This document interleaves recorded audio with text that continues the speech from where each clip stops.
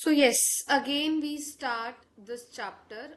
हमारे चैप्टर का नेम है, मैं यहाँ पे पेन ले लेती हूँ। यस, हमारे चैप्टर का नेम है साउंड। ठीक है, आज हम साउंड करने वाले हैं क्लास 9th का। ठीक है, और मीडियम है आपका दोनों ही, बोथ इंग्लिश एंड हिंदी। आप हमें हमारे चैनल पर जो है वो ज्वाइन करें। और मैं आपको अभी हाल फिलहाल साइंस के सब्जेक्ट को समझा रही हूँ। ठीक है, हमने पार्ट 1 जो है वो अपलोड ऑलरेडी कर दिया है। ठीक है, अब ये पार्ट 2 अपलोड होने जा रहा है। Part 2 this is the final में भी, और अगर पार्ट 3 हुआ तो मैं आपको वो बता दूंगी वो चीजें भी। ठीक है, तो पहले मैं अभी आपको बताती हूँ हमें कहाँ से पढ़ना था। यस, ध्वनि तरंग के अभिलक्षण से हमें आज ये चैप्टर पढ़ना है। ठीक है, ध्वनि तरंग के अभिलक्षण। किसी ध्वनि तरंग के निम्नलिखित अभिलक्षण होते हैं: आवर्ती, आयाम और वेग। तो अब हम इस चैप्टर में क्या देखेंगे, हमारे जो ध्वनि तरंग है उसके अलग अलग अभिलक्षण होते हैं। अभिलक्षण मतलब क्या होता है बच्चों? करेक्टरिस्टिक्स होता है। ठीक है, अभिलक्षण मतलब क्या होता है? करेक्टरिस्टिक्स होता है। तो am I audible? Yes, I am. तो आवर्ती, आयाम और वेग, जिसे इंग्लिश में क्या कहा जाता है? Frequency, amplitude and speed. चलिए देखते हैं अब हम इससे क्या समझते हैं। तो बेसिकली हमारे सामने क्या है, एक ग्राफिक रिप्रेजेंटेशन है जिसमें हम ये सब कुछ देखने वाले हैं कि कैसे हमारी फ्रिक्वेंसी, कैसे हमारा एम्पलीट्यूड, कैसे हमारी स्पीड जो है वो चेंज होती है। ठीक है, अ sound wave in a graphic forms is shown in figure 12.8। एक 12.8 सी के अंदर ये हमें देखने को मिल रहा है, which represent how density and pressure change. कैसे डेंसिटी और प्रेशर जो है वो चेंज होता है। ठीक है, when the sound wave moves in the medium, जब साउंड वेव्स मूव करती है मीडियम के अंदर, ये उस बारे में वहां के चेंजेस को दिखाएगा।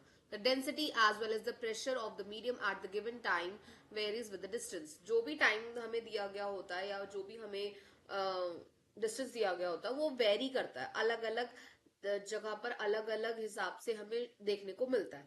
ठीक है, above and given below the average value of density and pressure, हमें पता लगता है कि कैसे एवरेज वैल्यू, औसत जो उसका घनत्व है या फिर उसका जो दाब है, मैं वही बता रही हूँ, डेंसिटी है या फिर वो प्रेशर है, वो कैसा है, या ऊपर जाता है या फिर वो नीचे जाता है, या कम होता है या ज्यादा होता है।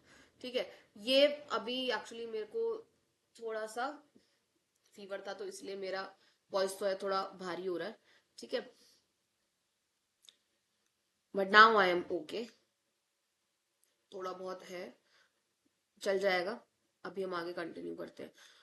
फिगर 12.8 ए और 12.8 बी, 12.8 बी के अंदर हम देखेंगे रिप्रेजेंट द डेंसिटी, जिसमें हमें डेंसिटी देखने को मिलेगी और प्रेशर देखने को मिलेगा अलग अलग वेरिएशंस में respectively. As sound waves propagate in the medium, कैसे साउंड वेव प्रोपोगेट करती है किसी मीडियम के अंदर। Compression are the region where particles are crowded together. Compression क्या है? ये वो रीजन है जहां पर सारे पार्टिकल्स इकट्ठे होते हैं, सारे पार्टिकल्स क्या होते हैं हमारे, इकट्ठे होते हैं। And presented by the upper portion of the curve. ये आपको कहाँ दिखेंगे? अगर कर्व यूं यूं जा रहा है तो ये सबसे ऊपर वाले कर्व के पोर्शन के ऊपर आपको देखने को मिलेंगे। The peak present the region of maximum compression, जो सबसे ऊपर वाला वेव है। अगर मान लीजिए ये वेव आपको ऐसे कुछ इस तरीके से दिख रहा है तो सबसे ऊपर वाला क्या कहलाएगा? आपका मैक्सिमम कंप्रेशन कहलाएगा। Thus the compression regions are where density as well as the pressure is high। तो यहाँ पर आपको क्या देखने को मिलेगा? कंप्रेशर और डेंसिटी क्या देखने को मिलेंगे? हाई ही मिलेंगे। Rarefaction are the low pressure, ये हम पहले भी पढ़ चुके हैं पार्ट 1 के अंदर। ठीक है, जिस बच्चे ने नहीं देखा है पार्ट 1 तो वो जाके पार्ट 1 पहले क्विक रिवाइज करे, रिविजन देख ले वीडियो एक बार, और फिर पार्ट 2 के ऊपर इस चैप्टर को कंटिन्यू करें। ठीक है, रेयर फ्रैक्शन क्या होता है? वो लो प्रेशर के अंदर काम करता है, where particles are spread apart and are presented by valley, that is the lower portion of the curve. वो क्या है? हमारा लोअर पोर्शन है कर्व का। The a peak is called the crest, peak को क्या कहते हैं? Crest. And valley is called the, valley is called trough a wave. Valley किसके थ्रू जाती है? हमारी वेव के थ्रू। आप देखो यहाँ पर आपको क्या देखने को मिल रहा है। देखो हमने यहाँ पे पीछे भी देखा था, जहां पर ज्यादा पार्टिकल्स इकट्ठे हो जाते हैं वहां पे क्या कहते हैं, कंप्रेशन कहते हैं, ठीक है। और जहां पर थोड़े से पार्टिकल्स हमारे दूर दूर होते हैं, उन्हें हम क्या कहते हैं, रेयर फ्रैक्शन कहते हैं, ठीक है। यही अभी आपको यहाँ से देखने को मिलेगा। क्रीज्ड क्या होता है, अभी मैंने अभी यहाँ पर हमने डिस्कस करा। क्रीज्ड क्या था, जो लोअर वाला मैक्सिमम पोर्शन वाला क्या था, और हमने बीच में क्या देखा था, थ्रू क्या जा रहा है, हमारा डिस्टेंस है।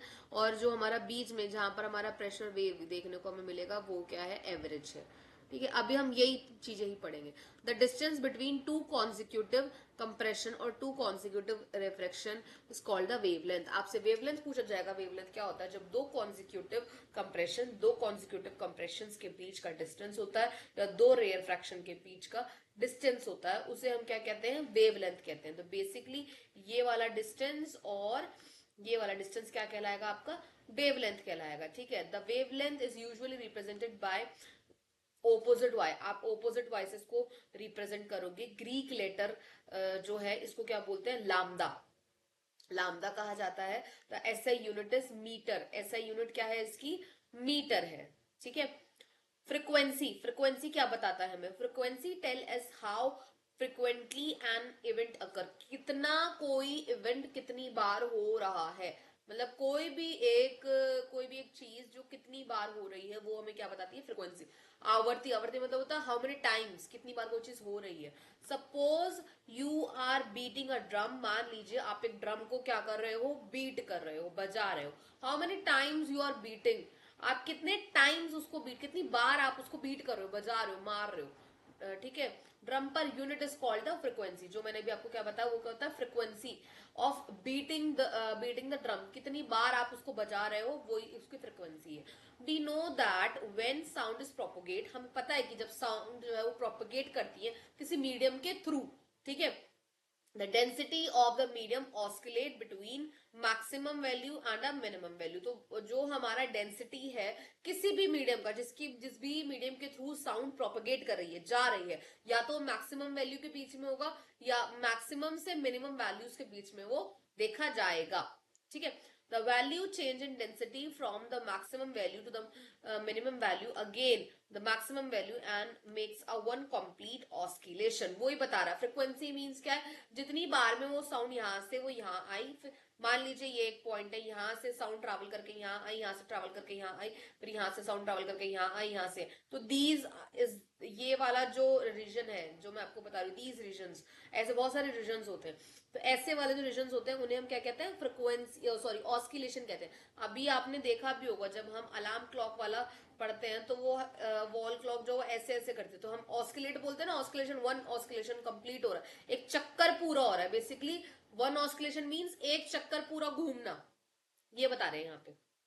The number of such oscillation पर unit time is the frequency of the sound wave. ये क्या बता रहा है आपको, फ्रिक्वेंसी बता रहा है साउंड वेव की।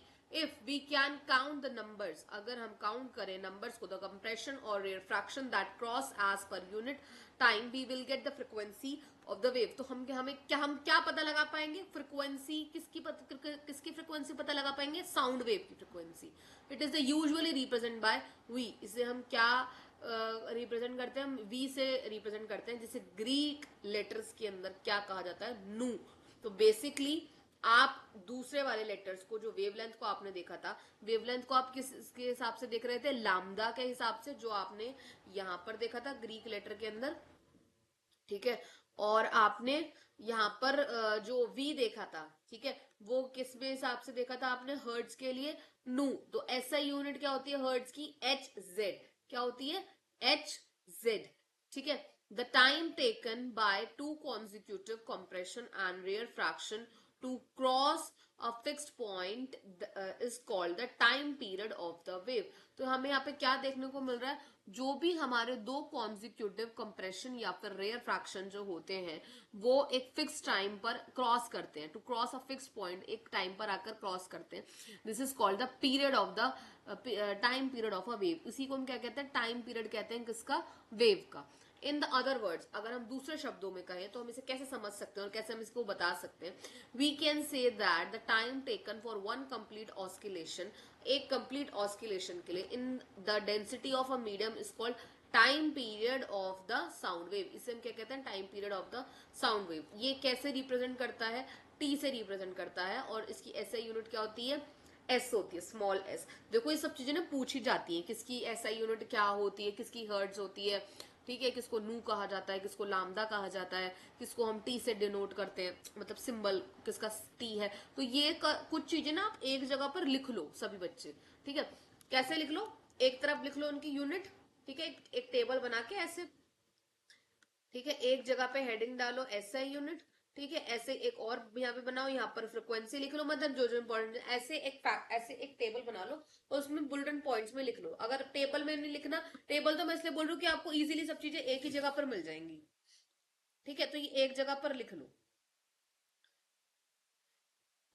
ठीक है। इतना पता लगा अभी सबको, यहाँ पर ये कैसे रिप्रेजेंट करा है, 1/T के हिसाब से करा है। अब वॉयलिन, अच्छा ये वाला मैं अभी यहाँ तक मैं अभी हिंदी में पढ़ाती हूँ, फिर उसके बाद में अभी आपको यहाँ से इंग्लिश में कंटिन्यू करती हूँ। ठीक है, तो देखिए ध्वनि तरंग क्या है। तो ध्वनि तरंग को ग्राफीय चित्र के अंदर इन्होंने भी दिखाया है, जो प्रदर्शित करता है कि जब ध्वनि तरंग किसी माध्यम में गति करती है, किसी भी माध्यम के अंदर जब वो ट्रैवल करेगी, जब वो गति करेगी, तो घनत्व तथा दाब में कैसे परिवर्तन होता है, कैसे डेंसिटी और प्रेशर में चेंज आता है, कैसे घनत्व या दाब के अंदर, मतलब बेसिकली प्रेशर के अंदर चेंजेस होते हैं, परिवर्तन होता है। किसी निश्चित समय पर माध्यम का घनत्व तथा दाब दोनों ही उनके औसत मान से ऊपर या नीचे की दूरी के साथ परिवर्तित होते हैं, चेंजेस होते हैं, जो मैंने भी आपको ग्राफ में भी बताया। वो कैसे देखने को मिला हमें, एवरेज में दिखा, और हमें हायर में दिखा और लोअर में दिखा। अभी हमने इंग्लिश वाले में जो देखा था, अभी हम उसको हिंदी में भी देख रहे हैं, ठीक है। ये आपको ए और बी के अंदर इन्होंने रिप्रेजेंट करा है। जब घनत्व की तरंग माध्यम से संचरित होती है, तो इसके अंदर कैसे उतार चढ़ाव आते हैं, वो सब चीजें हम यहाँ पर अभी देख रहे हैं।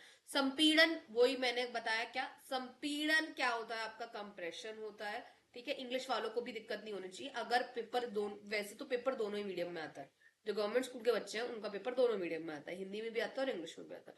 जो इंग्लिश मीडियम या फिर पब्लिक स्कूल के बच्चे हैं उनको प्रॉपर इंग्लिश में मिलेगा पेपर। फिर भी अगर किसी इंग्लिश मीडियम के बच्चे का पेपर हिंदी मीडियम के अंदर हिंदी के साथ साथ रिटर्न आ रहा है, आप कहीं कंफ्यूज हो जाओ, तो आप कुछ शब्द हिंदी के देख लो तो आपको समझ में आ जाएंगे। और हिंदी मीडियम वाले कुछ बच्चे जो कि कुछ शब्द जो नहीं समझ पा रहे, उनको बहुत ज्यादा स्ट्रॉन्ग वोकैबुलरी लग रही है हिंदी की, तो आप कुछ शब्द जो है वो इंग्लिश के देख लो, तो आंसर्स को लिखने में दिक्कत नहीं आने वाली। फिर आपको ऐसे जब ये चैप्टर खत्म हो जाएगा, हर चैप्टर की तरह आपको इसके नोट्स मिल जाएंगे, इसके पीडीएफ्स मिल जाएंगे, ठीक है, इसके स्लाइड्स मिल जाएंगे, और इंपॉर्टेंट क्वेश्चन मिल जाएंगे, असाइनमेंट्स मिल जाएंगे, एक क्विक रिवीजन वीडियो भी आएगी जिसमें एमसीक्यूज और ऑब्जेक्टिव बेस्ड जैसे क्वेश्चन पेपर में आता है वैसे ही आएगा, सॉल्यूशंस के साथ आएगी, ठीक है। तो सब कुछ अवेलेबल होगा, बट आपको ट्रस्ट रखना है और चीजों को साथ साथ कंप्लीट करते जाना है। अगर आप नहीं करोगे तो बहुत सारा पोर्शन आपके सामने आ जाएगा पेपर्स में, ठीक है। चलिए अब हम कंटिन्यू करते हैं। संपीड़न, संपीड़न वह क्षेत्र है जहां कण पास पास आ जाते हैं, इकट्ठे हो जाते हैं, इनके वक्र इन्हें वक्र के ऊपरी भाग में देखा जाता है, जो मैंने अभी बताया था कि कहाँ दिखते हैं आपको, ऊपर टॉप पे, पीक पे दिखते हैं, ठीक है। शिखर अधिकतम संपीड़न क्षेत्र को प्रदर्शित करता है। शिखर मतलब वही टॉप, पीक जो है वो हमेशा कंप्रेशन को दिखाता है। किसको दिखाता है हमेशा, शिखर किसको दिखाएगा, हमेशा संपीड़न को दिखाएगा। इस प्रकार संपीड़न वह क्षेत्र है, तो हम क्या कह सकते हैं, कंप्रेशन क्या है, संपीड़न क्या है, तो संपीड़न वह क्षेत्र है जहां घनत्व और दाब दोनों ही अधिक होते हैं, जहां पर प्रेशर और जहां पर डेंसिटी दोनों ही ज्यादा होते हैं, और हमें कहां देखने को मिलते हैं, टॉप पर देखने को मिलते हैं, ठीक है। अब हम क्या देखेंगे, विरलन, विरलन refers to the rarefaction, जिसे हम क्या कहते हैं, रेयर फ्रैक्शन कहते हैं। निम्न दाब का क्षेत्र, ये कहा है, नीचे वाला, ठीक है, जहां कण दूर दूर हो जाते हैं, जहां पे देखो ऊपर वाले में क्या हो जाते हैं, पास हो जाते हैं, और नीचे वाले में क्या हो जाते हैं, दूर हो जाते हैं, ठीक है। उन्हें घाटी से प्रदर्शित करा जाता है, इन्हें वक्र के निम्नलिखित भाग के अंदर आपको दिखाया गया है, ठीक है। शिखर को तरंग का श्रृंग तथा घाटी को ग्रत कहा जाता है। अब ये क्या बोल रहे हैं, जैसे मैंने आपको वहां बताया था, वहां पर क्या था, लामदा था, और यहाँ पर क्या हमने बताया था, नू बताया था, है ना। तो यहीं पर अभी अभी और आगे देखोगे भी आप, लामदा और नू तो एक अलग चीज है, मैं आपको बस यहाँ पे याद दिला रही हूँ।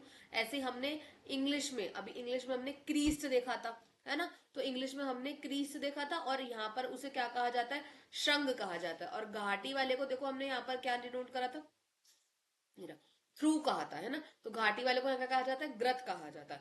दो क्रमागत संपीड़न व दो क्रमागत विरलन, दो कंप्रेशन और दो रेयर फ्रैक्शन, इन दोनों के बीच में जो दूरी होती है उसे वेवलेंथ कहते हैं। और वेवलेंथ को हिंदी में क्या कहा जाता है, तरंग दैर्घ्य।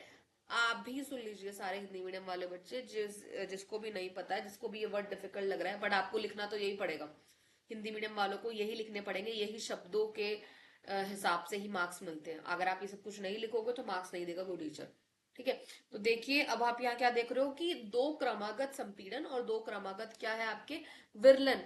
ठीक है, ये जो है बेसिकली इन दोनों के बीच का डिस्टेंस क्या कहलाता है आपका, तरंग दैर्घ्य, वेवलेंथ कहलाता है। तरंग दैर्घ्य हम कैसे देखते हैं, ग्रीक अक्षर में से लामदा, ठीक है, से निरूपित मतलब सिंबलाइज करा जाता है। और इसका ऐसा ही मात्रक क्या है, मीटर है। ये है, इन भाई साहब के बारे में आप रीड कर लेना। ठीक है, आवर्ती से हमें ज्ञात होता है, फ्रिक्वेंसी क्या है, बेसिकली फ्रिक्वेंसी मैंने भी आपको वही चीज बताई, how many times that the things can happen, कोई चीज कितनी बार हो रही है, मतलब हाउ मेनी टाइम्स, कितनी बार किसी चीज, किसी घटना का बार बार होना। ठीक है, कितनी बार, एक बार, दो बार, तीन बार, इस चीज को फ्रिक्वेंसी कहते हैं। अब देखिए उसी को हम हिंदी में क्या बोलते हैं बेटा, उसी को हम हिंदी में बोलते हैं आवर्ती। ठीक है, आवर्ती से हमें ज्ञात होता है कि कोई घटना कितनी जल्दी जल्दी घटित होती है, कितनी बार हो रही है। ठीक है, मान लीजिए आप किसी ढोल को पीट पीट कर बजा रहे हैं। ठीक है, आप ढोल को एक सेकंड में कितनी बार पीटते हैं, वो वह आपके ढोल को पीटने की आवर्ती, आप एक सेकंड में कितनी बार उस ढोल के ड्रम को बीट कर रहे हैं, वो उसकी फ्रिक्वेंसी कहलाएगी। हम जानते हैं कि जब ध्वनि किसी माध्यम से संचरित, संचरित मतलब प्रोपोगेट होती है, चलती है, जाती है, तो माध्यम का घनत्व किसी अधिकतम या न्यूनतम मान के बीच में बदलता है। तो देखिए वही मैंने आपको बताया, ऊपर वाले को वो लोग क्या बोल रहे थे, यहाँ पर मैं आपको एक बार थोड़ा सा क्विक रिवीजन दे रही हूँ। यहाँ पर इसे क्या बोलते हैं, क्रीस्ट बोलते हैं, और इसे हिंदी में क्या बोलते हैं, श्रृंग बोलते हैं। यहाँ पर इस वाले पोर्शन को क्या बोलते हैं, ग्रत बोलते हैं, और वहां उसे क्या बोल रहे थे, थ्रू बोल रहे थे। ठीक है, घनत्व के अधिकतम मान से न्यूनतम मान तक परिवर्तन में और पुनः अधिकतम मान तक आने में इसे क्या, एक दोलन पूरा हो जाता। दोलन रेफर्स टू द ऑस्किलेशन, एक जगह से दूसरी जगह आने में, दूसरी जगह से वापस उसकी पोजीशन पे पहुंचने में, ऐसे करके प्रॉपर एक पोजीशन में जाने में एक पूरा दोलन मतलब एक पूरा ऑस्किलेशन कंप्लीट हो जाता है। एकांक समय में इन दोलनों की कुल संख्या ध्वनि तरंग की आवर्ती कहलाती है। ध्वनि तरंग की आवर्ती क्या होती है, ये पूछा जाता है क्वेश्चन। क्वेश्चन तो कह रहे बहुत बहुत सारे आएंगे क्वेश्चन, अभी हम देखते हैं। ठीक है, यदि हम प्रति एकांकी समय में अपने पास से गुजरने वाले संपीड़न तथा विरलन की तरंग की संख्या की गणना करें, मतलब काउंट आउट करें, तो हमें ध्वनि तरंग की आवर्ती ज्ञात हो जाएगी, हम तो हमें ध्वनि तरंग पता लग जाएगी। इसे सामान्यतः v या फिर न्यू से प्रदर्शित करा जाता है, जिसका ऐसा ही मात्रक कभी हमने पीछे भी क्या देखा था, हर्ट्ज है, जिसे हम क्या लिखते हैं, डिनोट क्या करते हैं, एच जेड डिनोट करते हैं। नोटबुक पीछे करो भाई अपनी। हाँ, दो क्रमागत संपीड़न या दो क्रमागत विरलन को किसी निश्चित बिंदु से गुजरने में लगे समय को तरंग आवर्त काल कहा जाता है। ये पूछा जाता है तरंग आवर्त काल क्या होता है। ठीक है, ये क्वेश्चन के अंदर आता है, प्रश्न आता है यहाँ से। तो आप कह सकते हैं कि एक संपूर्ण दोलन में किया गया समय ध्वनि तरंग का आवर्त काल कहलाता है। तो ध्वनि तरंग का ये क्या कहलाता है, आवर्त काल होता है। देखो ये रहा, अभी हमने यहाँ देखा था ना, कहाँ गया, ये रहा साउंड वेव। ठीक है, इसको हम टी से डिनोट करते हैं, और यहाँ पे हमारे क्या लिखते हैं, हम एस लिखते हैं। तो v इज इक्वल्स टू क्या होगा, 1/t। तो इस प्रकार एक उच्च तराव की ध्वनि से हमें यह ज्ञात होता है कि किसी बिंदु के एकांक समय में संपीड़न तथा विरलन की संख्या जो अधिक गुजरती है, ज्यादा टाइम से होती है। ठीक है, किसी ऑर्केस्ट्रा मतलब वाग वृंद, ऑर्केस्ट्रा को बेसिकली हिंदी में वाग वृंद कहते हैं। ठीक है, में वायलिन तथा बांसुरी एक ही समय पर बजाई जा सकती है। दोनों ध्वनियां एक ही माध्यम वायु में चलती हैं और हमारे कानों तक एक ही समय में पहुंचती है। मतलब एक इंस्ट्रूमेंट के साथ दूसरा इंस्ट्रूमेंट बजाओगे तो दोनों की जो साउंड है हमारे कानों तक एक ही टाइम पर सेम स्पीड के अंदर पहुंचेगी। दोनों ही स्रोत की ध्वनि एक ही चाल से चलती है, लेकिन जो ध्वनि हम ग्रहण करते हैं वह भिन्न भिन्न है। ऐसी ध्वनि से जुड़े विभिन्न अभिलक्षण के कारण है। तारत्व इनमें से एक अभिलक्षण है। इसमें से एक अभिलक्षण क्या है? तारत्व है। ठीक है, अभी हम इसको इंग्लिश में भी देखते हैं। अ वायलिन एंड अ फ्लूट में both play at the same time in an orchestra. एक ऑर्केस्ट्रा के अंदर, ऑर्केस्ट्रा क्या होता है? बेसिकली एक बैंड होता है जिसमें सब कुछ मिश्रा होता है। ठीक है, वहां पर वायलिन और फ्लूट जो है वो दोनों इकट्ठे बजाए जाते हैं। Both sound travels to the same medium. दोनों ही तरीके के जो साउंड्स हैं वो क्या है? सेम मीडियम से पास आउट हो रही है। ठीक है, both sound travel at the same speed. Same speed पर हो रही है सोर्सेस के हिसाब से। But the sound we receive are different. पर जो साउंड हम रिसीव कर रहे हैं वो सेम तो है, बट क्या है? डिफरेंट है। मतलब टाइम सेम है और साउंड्स क्या है? डिफरेंट है। This is due to the, ये किसकी वजह से होता है? Different characteristics associate with the sound. अलग अलग साउंड के करेक्टरिस्टिक्स की वजह से। उसमें से एक जो करेक्टरिस्टिक्स है उसे क्या कहा जाता है? पिच कहा जाता है। क्या कहा जाता है? पिच कहा जाता है, जिसको ये हिंदी में क्या बोल रहे हैं? तारत्व कह रहे हैं। तो बेसिकली तारत्व को क्या कहते हैं? Pitch.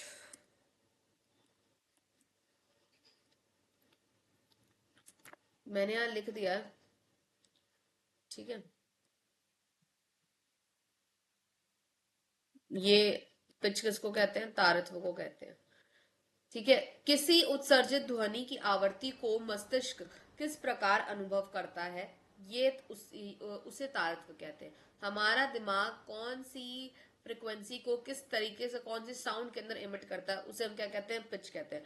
How the brain interpret the sound, the frequency of emitted sound is called the pitch. The faster vibration, जो फास्ट वाइब्रेशन होती है सोर्स की, the higher is the frequency, the higher is the pitch. तो ज्यादा तेज होगी तो frequency है, और ज्यादा हो रही है तो वो क्या है? पिच है, जो आपको इस फिगर के अंदर नीचे शो करा जा रहा है। Thus a high pitch sounds correspond to more numbers of compression. तो एक हाई पिच के अंदर क्या होंगे? ज्यादा से ज्यादा कंप्रेशन होंगे और रेयर फ्रैक्शंस होंगे। ठीक है, पासिंग अ फिक्स्ड पॉइंट पर यूनिट टाइम। जो एक फिक्स्ड पॉइंट यूनिट टाइम पर क्रॉस, मतलब पास आउट कर रहे हैं। ठीक है, object of different size, object अलग अलग साइज के होते हैं, अलग अलग कंडीशंस पर वाइब्रेट करते हैं at the different frequency to produce sound of different pitch. हमें पता है कि हर एक साउंड का, हर एक ऑब्जेक्ट का एक अपना अलग पिच होता है, मतलब अपनी एक अलग साउंड की वाइब्रेशन होती है जिसे हम पिच के हिसाब से डिनोट करते हैं। अब देखो यहाँ पर इन्होंने एक पिक्चर दिखा रखी है जिसमें आप लो पिच देखोगे। मतलब बेसिकली यहाँ पर जो साउंड का जो ट्रैवलिंग है वो क्या है? बहुत ज्यादा स्लो हो रहा है, बहुत स्लो कर्व्स है। तो यहाँ पे पिच क्या है? बहुत स्लो है। ठीक है, अब यहाँ पे वेव का डिस्टर्बेंस देखोगे, यहाँ पे क्या है? हाई पिच है। ठीक है, यहाँ पर वेव्स क्या है? बहुत ज्यादा ऊपर नीचे, बहुत ज्यादा कर्व्स आ रहे हैं इसमें। ठीक है, तो हम यहाँ पर ये सब चीजें देखते हैं। अब यहाँ आ जाइए, यहाँ पे मैं आपको ये बताऊंगी। किसी स्रोत का कंपन जितनी शीघ्रता से होता है, कोई भी स्रोत जितनी भी तेजी से वाइब्रेट होता है। वाइब्रेशन क्या होती है? मैंने पिछली क्लास में बताया था आपको, टू एंड फ्रो मोशंस होते हैं। जब कोई भी ऑब्जेक्ट आगे या पीछे की तरफ जाता है तो उसे हम क्या कहते हैं? वाइब्रेशन कहते हैं। ठीक है, आवर्ती उतनी ही अधिक होती है और उसका तारत्व भी अधिक होता है। इसी प्रकार जिस ध्वनि का तारत्व कम होता है उसकी आवर्ती भी कम होती है, जैसा कि हमें चित्र में दिखाया गया है। देखिए, तरंग विक्षोभ ये कम है और ये क्या है? ज्यादा है। ठीक है, किसी माध्यम में मूल में स्थित दोनों दोनों और अधिकतम विक्षोभ तरंग को आयाम कहते हैं। इसे साधारणतः ए अक्षर से निरूपित करा जाता है। बेसिकली हम इसे क्या कहते हैं? ए। ठीक है, ये वाला जो पोर्शन है इसे हम क्या कहते हैं? ए कहते हैं, ये वाले पोर्शन को। ठीक है,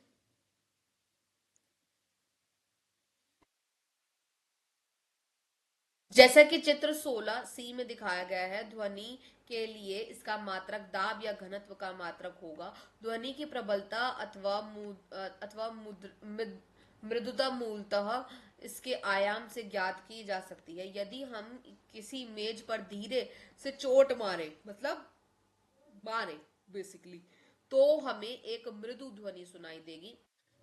ठीक है, क्योंकि हम कम ऊर्जा से ध्वनि तरंग को उत्पन्न कर रहे हैं। जैसे मैंने अभी एक टैप करा, कम लगी है ऊर्जा। यदि हम जोर से उसके ऊपर चोट मारे तो हमें प्रबल ध्वनि सुनाई देगी, तेज ध्वनि सुनाई देगी। ठीक है, क्या आप इसका कारण बता सकते हैं? उत्पादक स्रोत से निकलने के पश्चात ध्वनि की तरंग क्या होती है? फैलती है। साउंड वेव इसमें फैल रही है और तेज मारने में भी फैल रही है। ठीक है, स्रोत से दूर जाने पर इसका आयाम तथा प्रबलता दोनों ही कम हो जाते हैं। जिस जगह ये बज रहा है वहां जो है वो साउंड की जो फ्रिक्वेंसी है वो ज्यादा होगी, और दूर, और जब ये हवा के अंदर फ्रिक्वेंसी जाएगी दूर दूर तक, सामने वाले को ये धीरे सुनाई दे सकती है मे बी। क्यों? क्योंकि जो है हवा के अंदर जो उसका आयाम है वो दूर दूर तक फैलता है। प्रबल ध्वनि अधिक दूर तक चल सकती है। मैंने तेज से टैप करा, मैं वही बोल रही हूँ, अगर मैं तेज से टैप करूंगी तो दूर तक आवाज जा सकती है, क्योंकि अधिक ऊर्जा, क्योंकि मैंने यहाँ पर बहुत तेज फोर्स लगाया है। ठीक है, चित्र 11.8 में समान आवृत्ति की प्रबल,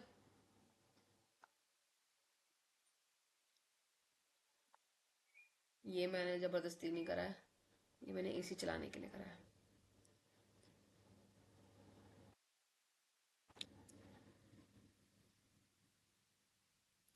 ध्वनि की तरंग आकृतियां प्रदर्शित की गई हैं। ये रहा मृदु ध्वनि और प्रबल ध्वनि। अगर तेज, ठीक है, अगर हम तेज करते हैं और स्लो करते हैं तो कैसा आएगा? स्लो में ऐसी होगी और तेज में ऐसी होगी। ठीक है, ध्वनि की यह गुणता टिम्बर टिम्बर वह अभिलक्षण है जो हमें समान तारत्व मतलब पिच और प्रबल की दोनों ध्वनियों में अंतर करने में सहायता बताता है। वही पिच बता रहा है कि अगर आप ज्यादा तेज करोगे तो तेज आवाज आएगी, स्लो करोगे तो स्लो आवाज आएगी। एकल आवर्ती की ध्वनि को टोन कहा जाता है। जब एक ही तरीके की साउंड आए तो हम क्या बोलते हैं? टोन कहते हैं। और अनेक आवर्तियों की मिश्रण ध्वनि को हम क्या बोलते हैं? नोट कहते हैं। जब बहुत सारी ध्वनियां एक साथ मिक्स होकर आती हैं तो उसे हम नोट कहते हैं। अब जब बहुत सारी जो चीजें हमारे कानों को सुनने में अच्छी नहीं लगती उसे हम नॉइस कहते हैं। उसे हम क्या कहते हैं? नॉइस कहते हैं। नॉइस मतलब क्या होता है? शोर। ठीक है, जैसे आपको कोई चीज जो सुनने में अच्छी लगती है, कोई ट्यून हो गई, कोई कोई बैकग्राउंड म्यूजिक हो गया, तो वो क्या होगा? आपका नोट हो गया। जो वॉइस, जो आवाज आपको सुनने में अच्छी नहीं लगती उसे क्या कहते हैं? शोर कहते हैं। ठीक है, उसे क्या कहते हैं? नॉइस कहा जाता है। ठीक है, चलो मैं बता देती हूँ, फिर मैं इंग्लिश का बताऊंगी। तरंग के किसी बिंदु जैसे एक संपीड़न या एक विरलन द्वारा एकाएक समय में तय की गई दूरी को वेग कहते हैं। तो ये हमारा वेग पूछा जाएगा। वेग कैसे निकाल सकते हैं? दूरी और समय। दूरी को हम ये ऐसे लिखते हैं और समय को ऐसे लिखते हैं। तो बेसिकली जो चीज डिवाइड कर रही है अब यहाँ पर हम इसको क्या कर देंगे? मल्टीप्लाई कर देंगे। हमारे पास आंसर क्या आना चाहिए? वो इस तरीके से आना चाहिए। यहाँ y जो है वो तरंग दैर्ध्य है, वेव लेंथ है। ठीक है, यह तरंग द्वारा एक आवर्त काल टी में चली गई है। ये यहाँ पर ये बन गया है। ठीक है, अथवा इसे हम कैसे लिख सकते हैं? ऐसा लिख सकते हैं। तो वेग बेसिकली क्या है? सॉरी, वेग क्या है? तरंग दैर्ध्य मल्टीप्लाई आवर्ती, जितनी बार वो कोई चीज फ्रिक्वेंट हुई है वो। किसी माध्यम के लिए एक समान भौतिक परिस्थितियों में ध्वनि का वेग सभी आवर्तियों के लिए लगभग स्थिर रहता है, सेम रहता है। ठीक है, अब ये क्वेश्चन है, ये रहा 11.1। किसी ध्वनि तरंग की आवृत्ति 2 kHz हर्ट्ज है, उसका तरंग दैर्ध्य 35 है, तो कितने समय के अंदर, मतलब कितना समय लेगी वो? ठीक है, 1.5 किलोमीटर की दूरी तक वो कितना समय ले सकती है? गिवन लिखो पहले। आवर्ती, तरंग दैर्ध्य, हमें क्या निकालना है? वेग निकालना है। इन दोनों को मल्टीप्लाई करो, इन दोनों को मल्टीप्लाई करोगे तो क्या आएगा आपके पास? 700। और अब कितने का निकालना है? 1.5 किलोमीटर तक का निकालना है। ठीक है, तो जो आपको दिया हुआ है, ये नंबर जो दिया हुआ है वो दूरी जो आपको निकालनी है वो, और 700 जो आपका आंसर आया है वेग, इन सबको काटोगे पीटोगे तो आपके पास क्या निकलेगा? 2.1। अब काट के ही मैं दिखाऊंगी तो देखो, एक जीरो से एक जीरो कट गया, फिर एक जीरो से ये एक जीरो कट गया, फिर यहाँ से पॉइंट हटाओगे तो यहाँ एक जीरो लग जाएगा, ऐसे करके काटते चलोगे तो ये 2.1 की रेंज में आ जाएगा। ठीक है, ये क्वेश्चंस है, ये वाले क्वेश्चंस मैं हर एक वीडियो के अंदर ना इंटरनल क्वेश्चन समझाती हुई चलती हूँ। इस बार आप लोग मुझे ये सॉल्व करके दोगे। ऐसे तो मैं सारा जो भी न्यूमेरिकल्स वाले क्वेश्चंस हैं, मतलब जो भी आपके सॉल्व करने वाले क्वेश्चंस हैं, वो वाले सारे मैं कराऊंगी। ठीक है, सेपरेट वीडियो वो आएगी जिसके अंदर सभी चैप्टर्स की या फिर सिंगल सिंगल चैप्टर्स के जो है वो आप लोग को जैसी नीड होगी मैं वैसे क्वेश्चंस करा दूंगी। पर अभी फिलहाल इन टेक्स्ट के लिए एज अ होमवर्क आपके पास क्या है कि क्वेश्चंस आपको करके लाने हैं। ठीक है, अब मैं इसको इंग्लिश से भी बता देती हूँ। The magnitude of the maximum disturbance in the medium on either side of the mean value is called the amplitude wave. इसे क्या कहा जाता है? Amplitude wave कहा जाता है, जिसे हम क्या बोलते हैं? A बोलते हैं। ठीक है, for sound its unit will be that density or the pressure. इसे साउंड के हिसाब से हम डेंसिटी या फिर प्रेशर के देखने में हमें देखने को हमें ये मिलता है। ठीक है, नेक्स्ट कहांगे आपका लाउडनेस और सॉफ्टनेस ऑफ अ साउंड। जब भी हम लाउडनेस या सॉफ्टनेस की बात करते हैं साउंड की, तो हमें ये किसके थ्रू देखने को मिलता है? ये हमें देखने को मिलता है एम्पलीट्यूड के थ्रू। ठीक है, तो ये किस वजह से देखते हैं? हमारी साउंड अगर लाउड हो रही है या फिर हमारी साउंड सॉफ्ट हो रही है तो किस वजह से हो रही है? एम्पलीट्यूड की वजह से हो रही है। The sound amplitude of a sound wave depends upon the force with an object made vibrate. कितना कोई ऑब्जेक्ट वाइब्रेट कर रहा है उसके हिसाब से हो रहा है। If we strike a table lightly, अगर हम एक टेबल को लाइटली मारे, ठीक है, स्ट्राइक करें, हिट करें, we hear a soft sound. हम क्या किस साउंड सुनते हैं? बहुत सॉफ्ट साउंड सुनते हैं। ठीक है, because we produce a sound wave of less energy, क्योंकि हम यहाँ पर साउंड वेव की बहुत कम एनर्जी देखते हैं, मतलब बेसिकली लेस एम्पलीट्यूड देखते हैं। अगर हम तेजी से मारे तो हमें वो तेज ही देखने को मिलेगी, वही जो मैंने भी आपको बताया। और जो तेज आवाज है वो ज्यादा दूर तक जाएगी। क्यों जाएगी? क्योंकि वो जो साउंड है वो हवा में हमारे ट्रैवल कर रही है। अ sound wave spread out from its source. As it moves away from the source, its amplitude as well as loudness decreases. ये आपको यहाँ पर इस फ्रीक्वेंसी वाले में शो कर रहे हैं। ठीक है, the quality of timbre of sound characteristics which enable us to distinguish one sound from another having the same pitch और लाउडनेस। वही हमें क्या बता रहा है कि कैसे हमारे पिचनेस, कैसे हमारा पिच और लाउडनेस जो है वो कैसे सेम जगह से हमें जनरेट होने को देखने को मिल रहा है। The sound which is more pleasant, वो साउंड जो बहुत ज्यादा प्लीजेंट है, सुनने में अच्छी लगती है, to be of a rich quality, जो एक अच्छी क्वालिटी की है, उसे हम क्या कहते हैं? फ्रिक्वेंसी। फ्रिक्वेंसी इज कॉल्ड, उस सिंगल फ्रिक्वेंसी को उसे हम क्या कहते हैं? टोन कहते हैं। ठीक है, उस सिंगल फ्रिक्वेंसी को हम क्या कहते हैं? टोन कहते हैं। A sound which is produce due to a mixture of several frequency, वो साउंड जहां पर बहुत ज्यादा फ्रिक्वेंसी होती है, सिंगल फ्रिक्वेंसी होगी तो उसे टोन कहेंगे। ठीक है, अब जहां बहुत सारी फ्रिक्वेंसी होगी तो उसे नोट कहेंगे, जो सुनने में अच्छा लगता है। जहां पर जो चीज हमें सुनने में अच्छी नहीं लग रही, जिसकी क्वालिटी भी रिच नहीं है, जो हमें सुनने में दुख दे रही है, हार्श साउंड जो क्रिएट कर रही है, उसे हम क्या कहते हैं? नॉइस कहते हैं, उसे हम क्या कहते हैं? शोर कहते हैं।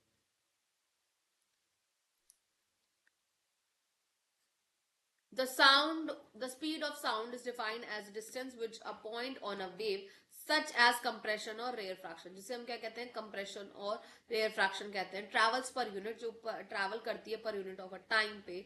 ठीक है, स्पीड हमारी हमने देख ली यहाँ पे, और इसको हम कैसे देखते हैं? डिस्टेंस अपॉन में टाइम। यहाँ पर ये इन्होंने ये बना रखा है स्पीड, और कैसे निकालते हैं? कैसे निकाल सकते हो आप बताओ? ऐसे एग्जाम्पल वही गिवन देखिए, फ्रिक्वेंसी दी हुई है, वेवलेंथ दी हुई है, आपको स्पीड निकालनी है। वेवलेंथ को फ्रिक्वेंसी से मल्टीप्लाई करो, मल्टीप्लाई करोगे तो क्या आएगा? 700 आएगा। 700 आ जाएगा, इसको काटिए, जो भी आपका डी है उसको मल्टीप्लाई करके काटिए, करिए। ये वाला आप क्या करोगे होमवर्क में? The amount of sound energy passing each second through a unit is called the intensity of the sound. वो हमें साउंड की क्या बताती है बच्चों? इंटेंसिटी बताती है, कितना एक साउंड इंटेंस है. when sometimes use the loudness and intensity interchangeable. कभी कभी हम देखते हैं कि इंटरचेंजेबल भी हो जाते हैं, but they are not same. But ये सेम नहीं होते हैं, ठीक है.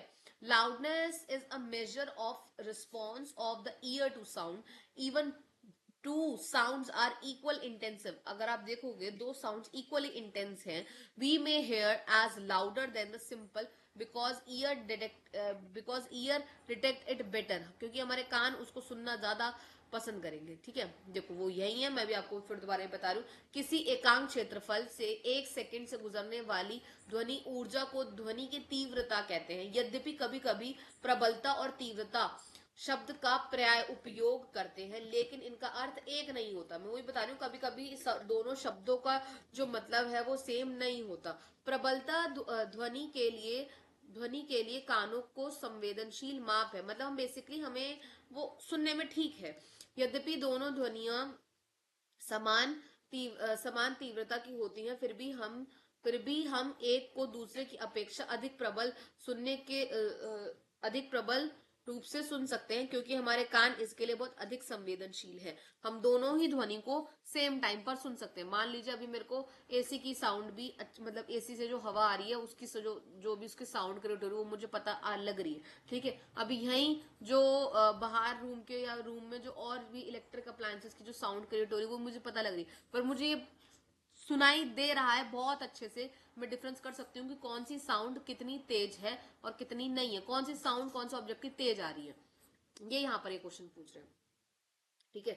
अब हम यहाँ क्या देखेंगे? विभिन्न माध्यम में ध्वनि की चाल. अलग अलग माध्यमों में ध्वनि की क्या चाल होती है, ठीक है. ये वाला टॉपिक देखेंगे. और ये फाइनल वीडियो थी. हाँ ये फाइनल वीडियो थी, ठीक है. ध्वनि फिर हम पढ़ेंगे ध्वनि का परावर्तन, प्रतिध्वनि, छोटे टॉपिक्स हैं, ठीक है. ध्वनि विभिन्न माध्यम में ध्वनि की चाल क्या क्या होती है, हम यहाँ वो देखने वाले हैं. और यहाँ पर भी क्या है topic? Speed of a sound in different media, ठीक है, डिफरेंट मीडियम. ये यहाँ पर फाइनल हटा देते हैं. मैं पार्ट 3 और बनाऊंगी जिसके अंदर जो आधा सेक्शन जो बच गया था ना वो वाला मैं यहाँ पर ले लूंगी. ये फाइनल हटा देती हूँ मैं यहाँ से, ठीक है. यहाँ पर मैं ओनली लिख देती हूँ कहीं.